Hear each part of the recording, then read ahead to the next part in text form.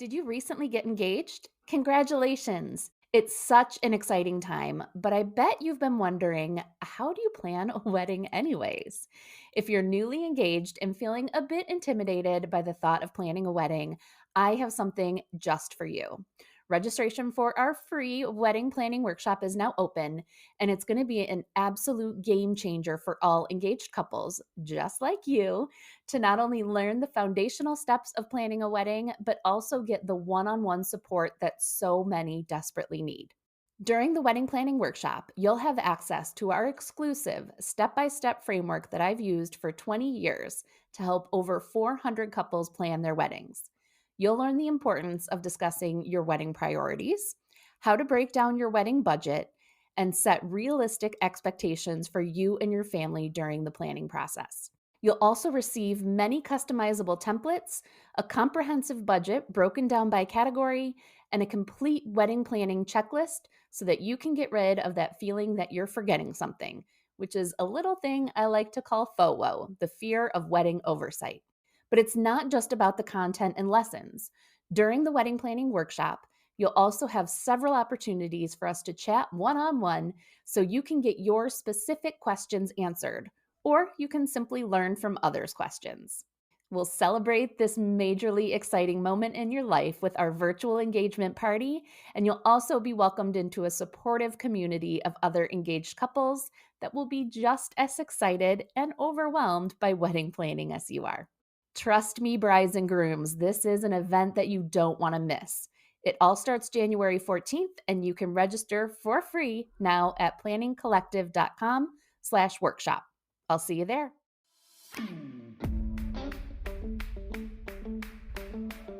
Hi there, I'm Kate McClellan, and I've been a professional wedding planner for 20 years now.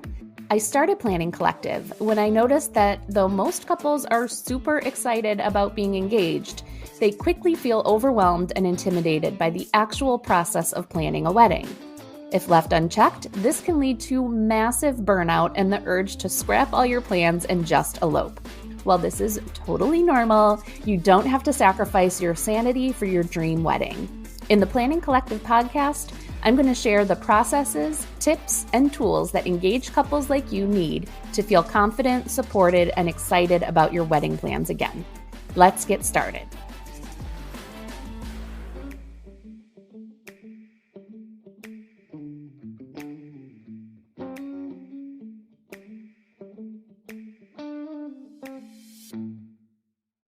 Hey guys, Kate here. Welcome back to another episode of the Wedding Planning Collective podcast. Today I'd like to chat about how long it takes to plan a wedding and your wedding planning checklist.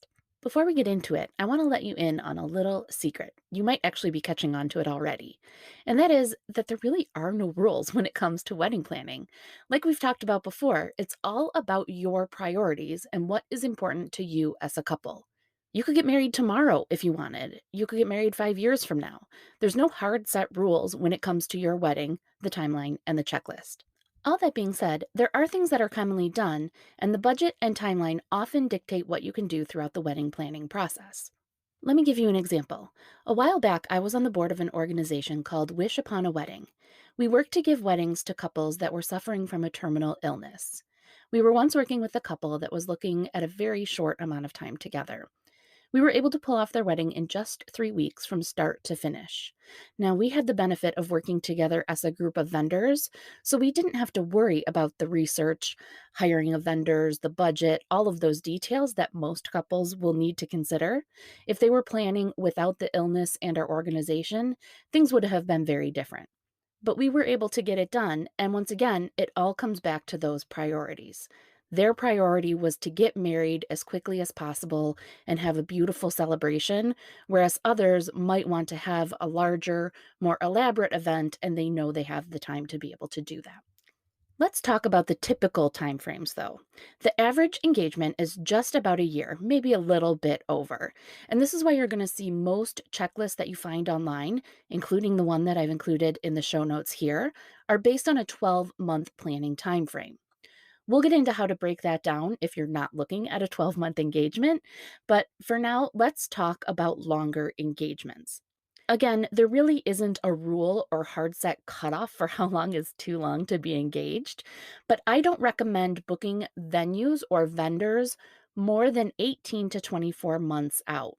A long engagement can have huge benefits, especially if you're both still finishing school or saving up for the wedding or whatever your specific details might be. But I found that more often than not, trends, opinions, and preferences can change in that amount of time. The dress or color combinations that you love today might change in the next 6 months. Or maybe a perfect new venue opens up, but you've already locked in with another space. There's always a slight risk of this happening with any time frame, but the chances greatly increase once we're over 2 years out. This doesn't mean you can't start planning, though. Definitely get that Pinterest board going, work on your budget, and start pulling together some ideas. I just don't recommend making any financial commitments until you're in that 18 to 24-month window. What if your timeline isn't exactly that 12 months that you see in those checklists? How do you apply those planning checklists to your wedding timeline? Well, the easiest way to do it is to use a software tool that does it for you. Of course, I highly recommend the tool that I have used for years. It's called Aisle Planner.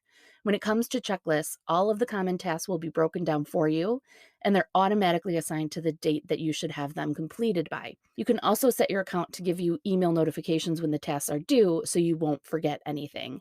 You can get more details on that at planningcollective.com. If you're using a standard 12-month calendar, but your wedding is less than a year out, look at those lists as an order of tasks. Try not to be overwhelmed if it feels like you're already behind because the lists are saying you should have things done already, and adjust it to your time frame. If your planning time frame is condensed, your first priority outside of tackling those 5 pillars we talk about in episode 1 should be locking in your core vendor team. You can get more details on that in episode 5, where I do a quick review of the main vendors most couples need. When it comes to your day of the wedding timeline, there are many variables that can come into play for your wedding day specifically. I recommend that you start working on the detailed version of this about 3 to 4 months out from your wedding and finalize it about 3 to 4 weeks out.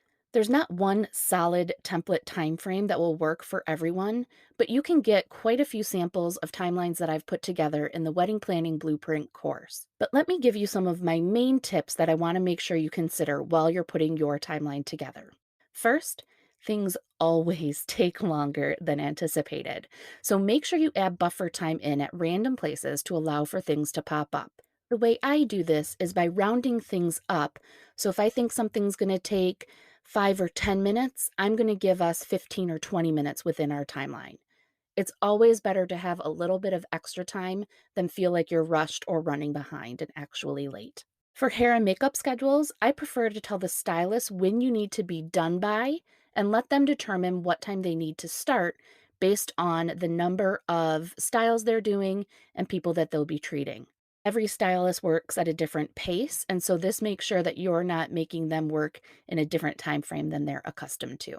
While we're talking about hair and makeup, don't get too detailed with the schedules on who's starting at what time, but rather make sure that people are getting checked off the list. That way, if one bridesmaid is running late, maybe has to go get something from her room or feed the little ones, it doesn't mess up the whole timeline and throw everything into a domino effect. I typically plan on the process of a bride getting into her dress to take about 45 to 60 minutes.